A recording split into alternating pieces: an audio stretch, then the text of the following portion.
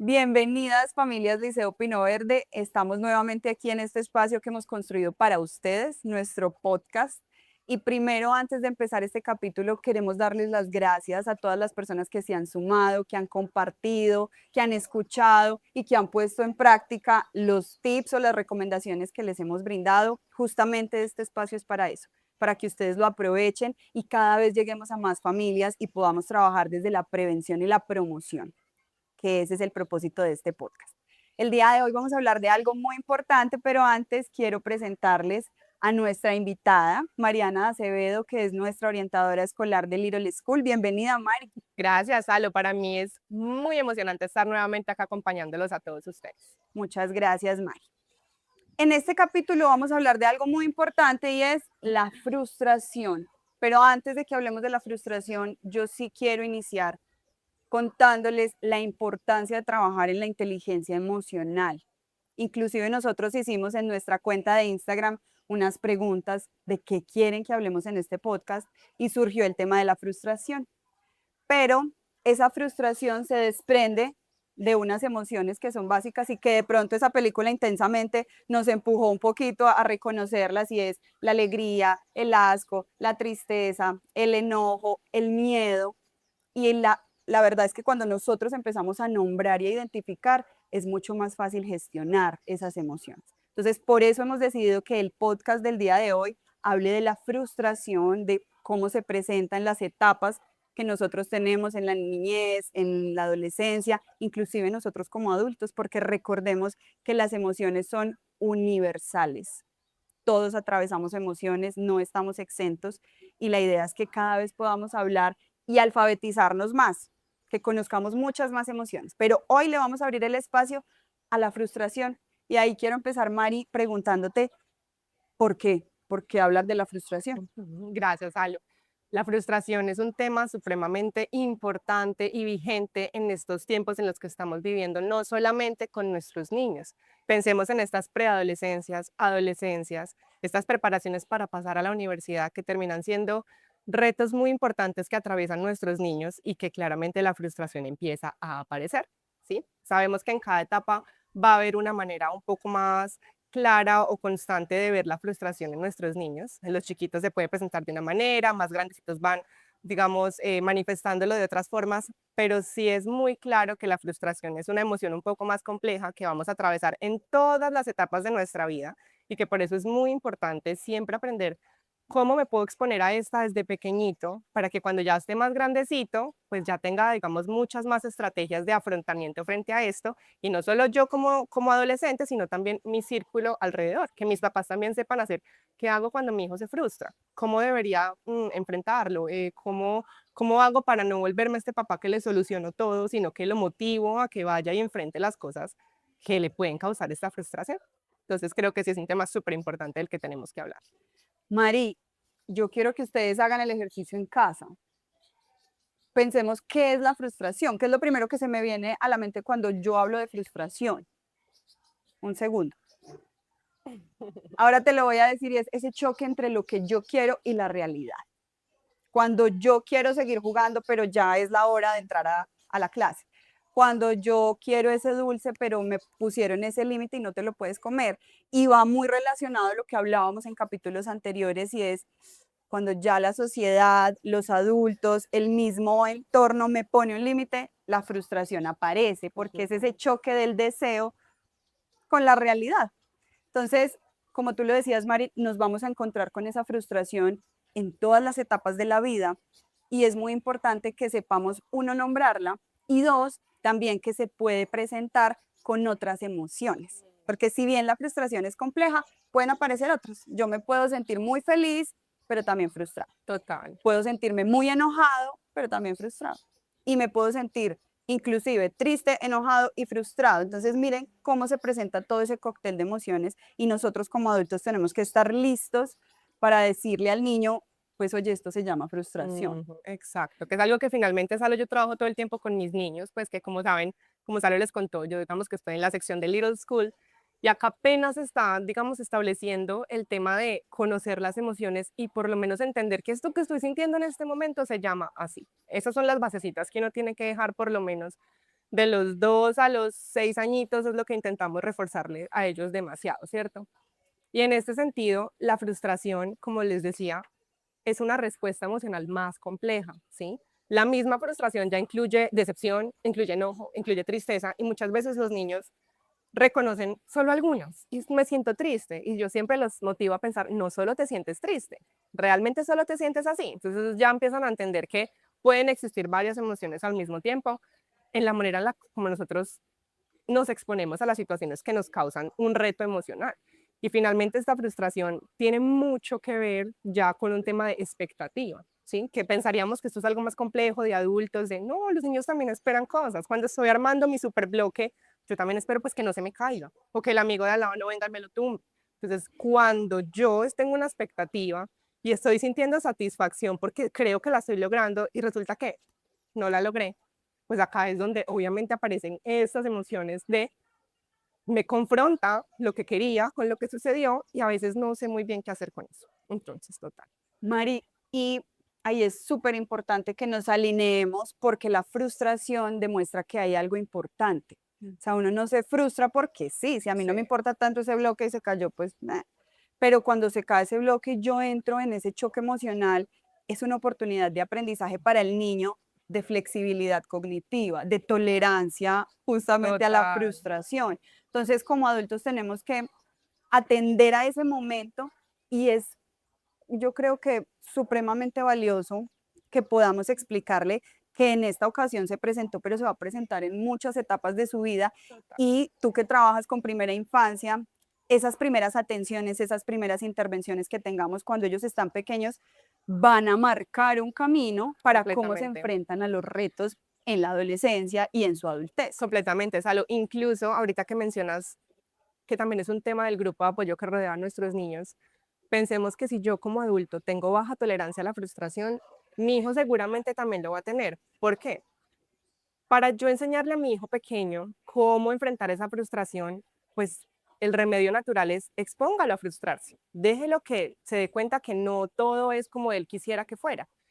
Pero resulta que eso tiene una respuesta emocional de mi hijo que yo como papá tengo que estar preparado para recibir, para acompañar y para guiar.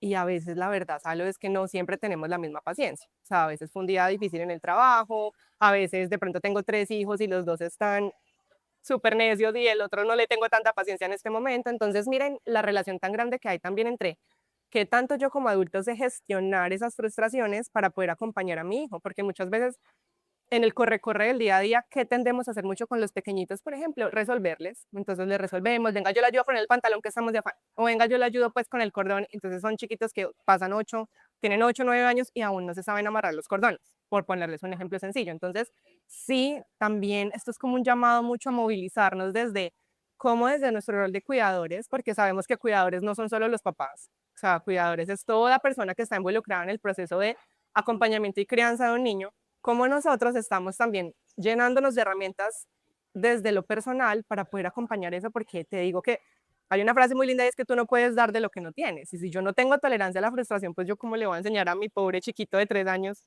que tenga paciencia, que lo vuelva a intentar, que no siempre va a ser un error, sino que algún día lo va a lograr. Entonces eso es súper importante. María, y mencionas algo muy importante y es que nuestros niños no están preparados para esperar o para ser persistentes. A la primera no lo logré, entonces desisto. Y yo creo que eso es algo que como sociedad debemos trabajar y Mari Completamente. lo acaba de mencionar. Si yo como adulto no persisto o a la primera ya hago una tormenta en un vaso de agua porque ocurrió una situación, pues cuál es el ejemplo también que les estamos brindando a los chicos.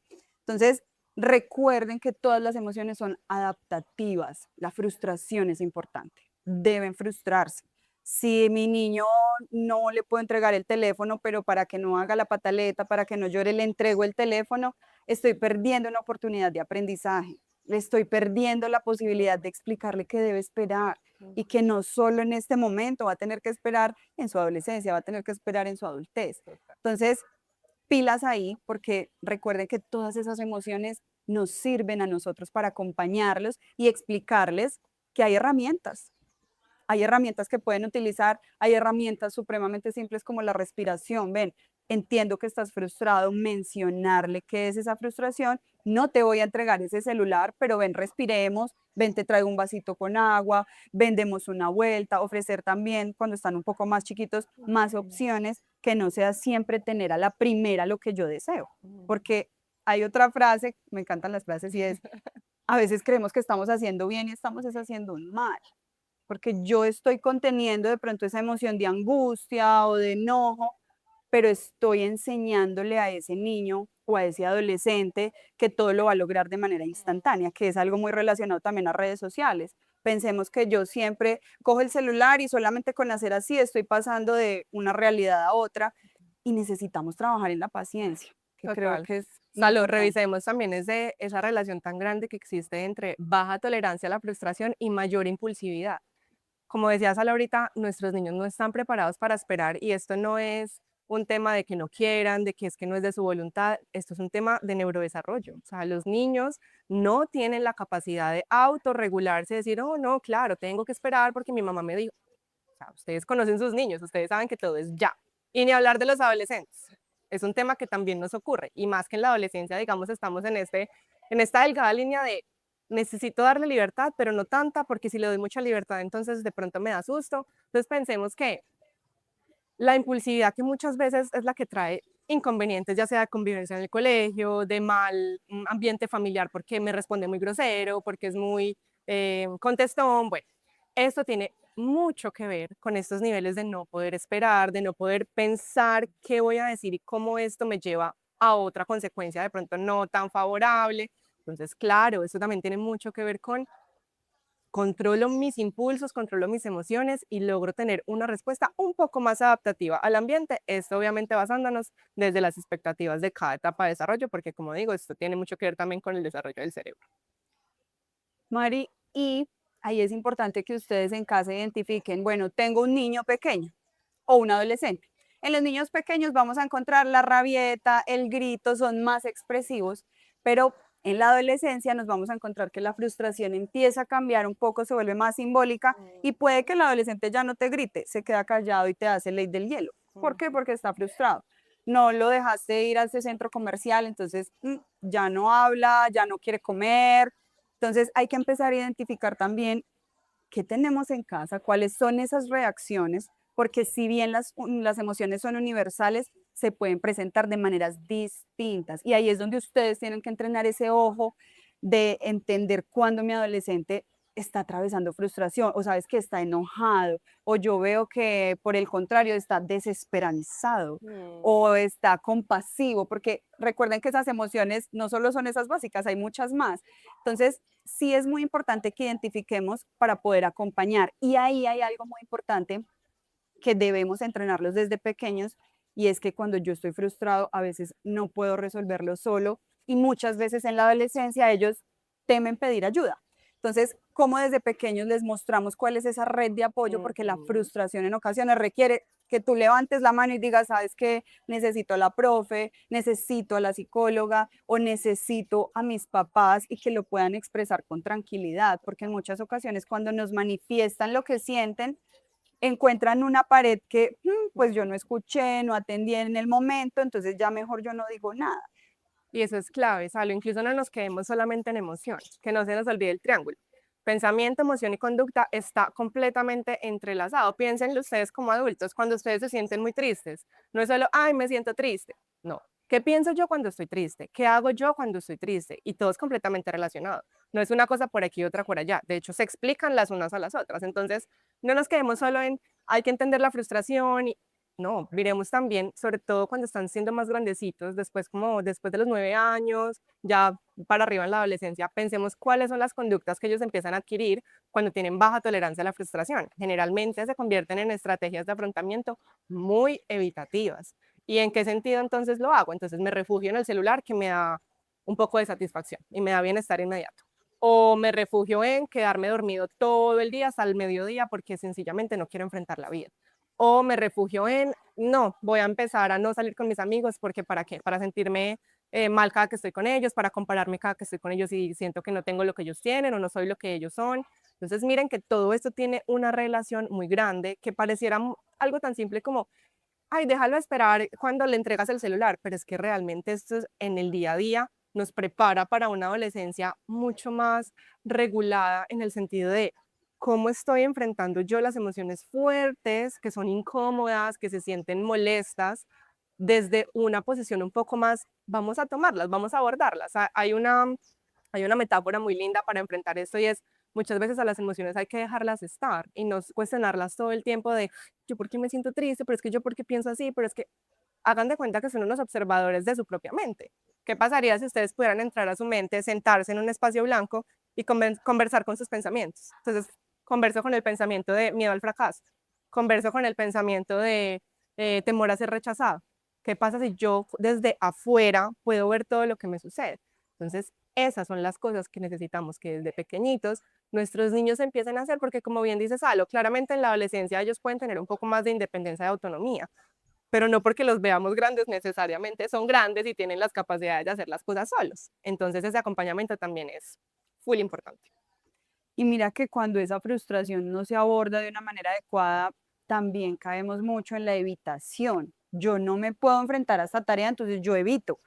Y en nuestros chiquis de primaria lo vemos un poquito más y es yo no lo voy a hacer, no quiero hacer esa tarea, empieza a aparecer la vergüenza, que también es otra emoción que va muy ligadita ahí a la frustración y es el miedo a fallar. Yo no me quiero exponer ante mi salón porque yo no dibujo tan bonito, mi inglés no es tan bueno. Entonces, también en casa, cómo fortalecemos ese ser y le explicamos que es diferente, que hay diversidades de talentos y que si no eres bueno en esto, pues puedes persistir y mejorarlo un poquito y no tienes Total. que ser el 8 todo el tiempo o el 10 o el 5. Ustedes, aquí la calificación es diferente, yo sé que a veces uno se enreda, pero no tienes siempre que ser excelente porque eso también empieza a generar una exigencia y lo hemos hablado mucho, cómo sostengo el equilibrio, cómo estoy en un punto medio de no es que, entonces tolerancia a la frustración, tú tienes que ser perfecto en todo y todo te va a salir bien, no, pero tampoco tienes que evitar y hacer un rechazo cuando se te enfrenta a un reto, porque vamos a tener retos todo el tiempo. Completamente. De hecho, con eso que mencionas, es muy importante tener en cuenta que, como les digo, esto suena muy simple, pero en la realidad esto termina componiendo un tema muy, muy, muy importante y es también esos autoesquemas que tienen nuestros niños cuando ya llegan a los 8 o 9 años, que cuando están chiquitos finalmente apenas están en construcción, pero todos los autoesquemas de lo que es la autoeficacia, el autoconcepto, la autoestima, eso termina, digamos, reforzando la estrategia de afrontamiento que yo tenga. Ejemplo, yo considero que yo soy un niño capaz, que yo puedo lograr las cosas. Así yo sepa que el examen de matemáticas está muy difícil, pues yo voy a estudiar y yo lo voy a presentar. Y si lo pierdo, eso no va a, digamos, reforzar la idea de no, no, no, yo soy súper malo, es que yo no sé. Si lo pierdo, seguramente le daré otra explicación. Bueno, de pronto es que esta pregunta estaba muy difícil y quizás no la repase tanto, porque yo sé que yo soy capaz. Entonces sé que esa nota del examen no define si yo soy capaz o no soy capaz. Entonces, hay algo muy clave, papás, y es que hablamos mucho de autoestima, autoestima, autoestima. Entonces, a veces creemos que la autoestima es simplemente, como se le dice hoy en día, que el amor propio, que decirse frases lindas, y para serles honesta, eso no es suficiente para construir una autoestima fuerte. ¿Cómo construyo yo una autoestima, una autoeficacia y un autoconcepto fuerte? Enfrentándome a la vida y dándome cuenta que sí lo puedo hacer, que sí soy capaz. Esa es la manera más natural de darse cuenta. Si yo a mi niño nunca le permito hacer esto solito, lograrlo, intentarlo, entonces, ¿cuál es la construcción que está teniendo mi niño de sí mismo? Seguramente no es muy clara y seguramente no es tan fuerte como yo quisiera que fuera. Entonces, claro, llega al adolescente esta niña que se mira al espejo todos los días y no se siente bien con su cuerpo, porque quizás lo único que recibió todo el tiempo fue refuerzos externos de, pero tú eres muy linda, pero tú esto, pero ella se lo dijo. Son frases que, digamos, marcan mucho la diferencia y que sin duda, papás, la motivación acá también es déjenlos explorar, permítanles que ellos vayan, se den cuenta que no se logró y poder hacer una reflexión a través de eso, porque aquí es donde realmente se construyen los peldañitos para yo llegar a los 10, 11, 12 años diciendo, yo soy esto, yo logro esto, yo puedo esto, yo lo otro. Claro, no queremos entonces niños ya con el ego en el aire, entonces yo soy lo máximo y yo, no, seamos realistas, todos tenemos deficiencias, todos tenemos habilidades y está perfecto. Esos son los seres humanos de hoy en día y a eso le tenemos que apuntar también, Salo, cuando dices que no queremos hijos perfectos porque nadie lo es. O sea, no existen ni papás perfectos, ni profesores perfectos, todo es muy dependiendo de cómo lo veamos y qué equilibrio queramos lograr. Muy bien, Mari.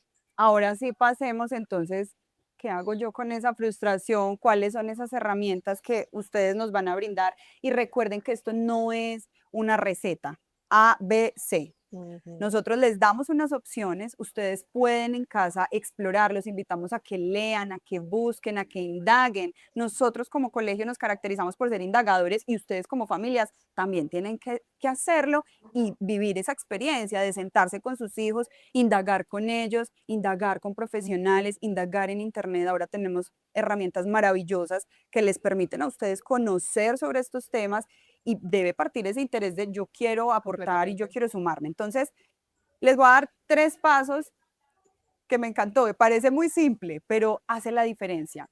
Uno, cuando hablamos de emociones hay que nombrarlas. Si yo no las nombro, yo no sé de qué estoy hablando y hay ese triángulo de, bueno, cuando tú estás frustrado, ¿qué piensas? Cuando tú estás frustrado, ¿qué siente tu cuerpo? Y fisiológicamente, ¿qué se activa? Ay, no sé, me da como una angustia Mm. aquí, o yo me pongo Me dan ganas de rojo, vomitar. me voy a vomitar o me pongo a temblar. En cada uno se va a representar de una manera diferente. Entonces, empecemos por ahí. Identifiquemos primero yo como adulto cuando estoy frustrado, qué siento. Ujú. Luego, cómo acompaño a mi hijo para que él entienda cuando está frustrado, qué siente, qué piensa y qué se manifiesta. Y cómo cambias de acompañamiento dependiendo si yo como papá estoy muy frustrado o no, porque también es diferente. Y trabajar primero en mi frustración para luego Exacto, acompañar la de mi hijo. exacto. Inclusive, y ahí Mari, yo creo que como humanos es válido también no saber qué hacer. Total. Venga, yo también estoy frustrado, pues trabajemos juntos esta frustración, venga, Sí, sí, respiremos sí. juntos, venga, salgamos, desconectémonos, no hablemos ya, esperemos los dos, espera tú y espero yo como adulto, porque es que si hablo ya Ujú. voy a explotar. Y el segundo paso es sostener ese límite sin pelear. Lo que les decíamos, ven, no te voy a dar ese celular. ¿Por qué? Porque ya te expliqué y te puedo volver a explicar y puedo volver a armarte todo el discurso y las razones de por qué no lo voy a hacer y no voy a mover ese límite. Ujú. Porque lo que decíamos y lo que hemos dicho alrededor de todo este podcast es, si yo no soy claro, pues no le estoy permitiendo esa oportunidad de crecimiento, esa oportunidad de esperar, de comprender, digamos, como todo lo que se puede presentar y los retos que se pueden presentar. Y tres, enseñar una salida, que también podamos inclusive escribir, venga, mi kit de emociones, yo qué hago cuando tengo una emoción fuerte como esta, a quién puedo acudir, qué herramientas me funcionan a mí, porque todos no tenemos las mismas herramientas. Yo pongo niños a respirar que me dicen, Salo, no me dormí, o venga, no, esto no soy capaz de tener mis ojitos cerrados, y es completamente válido porque también es un entrenamiento. Esto hay que Ujú. entrenarlo, no es que yo te Exacto. muestro el kit y tú ya lo coges y lo sabes utilizar, no ven, todos los días nos vamos a dedicar unos 5 minutos a respirar profundo. Entonces, no sé, Mari, qué otras herramientas alineadas a estas importantes, que es Ujú. identificar y nombrar, sostener ese límite y enseñar una salida, que ellos puedan buscar opciones. Me parece buenísimo. De hecho, pensemos cuántas veces quizás no pensamos en qué tengo que hacer y no sé qué hacer. Entonces, me parece muy bueno que pensemos en esto y en tener muy claro que esto es una habilidad. Es decir, esto se tiene que enseñar. Tú no le enseñas a nadie a sentir tristeza, no, eso viene con nosotros. Pero cómo lo atravieso, sí se tiene que enseñar. Entonces, si bien todo empieza desde casa, súper importante que le echemos una revisadita qué tan claros están esos límites, porque a veces no están claros. A veces un día le exijo a mi hijo que no puede coger el celular, pero al otro día como que no le digo nada, entonces el límite realmente no está claro. Esto por poner el ejemplo del celular, piénsenlo ustedes con cualquier cosa que ustedes consideren norma o límite en sus casas. ¿Qué tan claro está para el niño, preadolescente, adolescente, esas normas que tiene que cumplir? Porque a veces están muy borrosas y porque son muy relativas también a veces, depende de con quién esté, si está con el papá, si está con la mamá, si está con el abuelito, entonces esto hay que intentar unificarlo.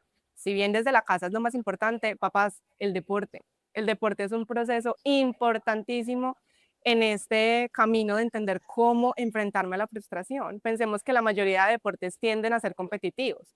Lo que es el voleibol, el golf, el tenis, son deportes que me implican a mí tener que enfrentarme con, es probable que alguien me gane, es probable que alguien tenga mejor destreza en pegarle con la derecha el tenis que yo, de pronto mi destreza es en el saque, ¿sí? Entonces, el deporte también es una herramienta importantísima en la que ustedes pueden regalarle a sus hijos para que ellos empiecen a entrenar un poco más estas habilidades, al igual que la socialización. no permitamos que tengamos niños que pasa toda la semana y solo socializaron con adultos y es un entorno lleno de adultos y no hacen nada más que estar digamos, un ambiente demasiado controlado, porque entre más control tiene el ambiente, menos oportunidades hay de aprender de la diversidad de las cosas que pasan en la vida. Entonces, también encarguémonos de que nuestros hijos tengan espacios sociales que no sean solo el colegio, así sea simplemente ir a comer con un amigo el fin de semana, o mis chiquitos que tengan sus oportunidades de salir a jugar con los amigos del conjunto. O sea, es muy importante que les ofrezcamos más espacios de entrenar esto que dices a lo que se debe reforzar en casa, pero en otros espacios también, ¿cierto?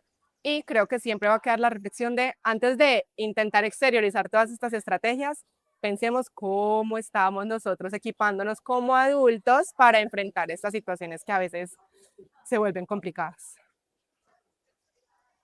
Bueno, Mari y familias, hemos llegado al cierre de este capítulo. Esperamos que sea útil, que como les decimos, dejemos esa semillita para que ustedes sigan indagando y consultando alrededor de esta temática. Nosotros como colegio seguimos comprometidos en seguir trabajando en esa inteligencia emocional que sabemos que la necesitamos a gritos en el mundo en general.